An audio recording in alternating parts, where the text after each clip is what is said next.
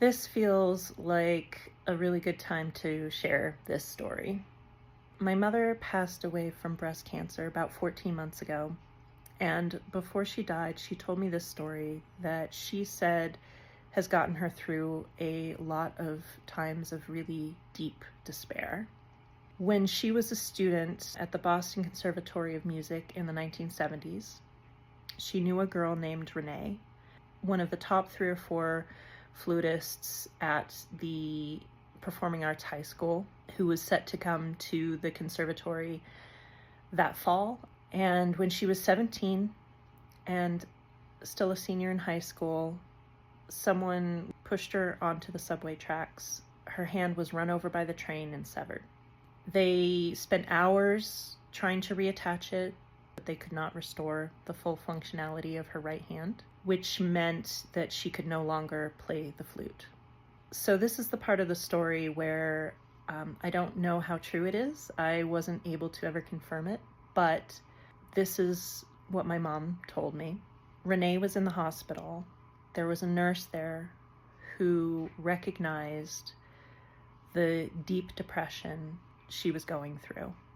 This idea that her life as she had planned it was over, and this one random act of violence completely upended everything. And the nurse said, "Look, honey, here's what you're going to do. You're going to set an egg timer for 5 minutes. And during that 5 minutes every day, you are going to feel as sorry for yourself as you need to.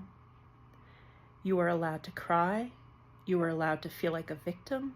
You are allowed to feel all of the deep despair and trauma and anger at the world that you need to feel.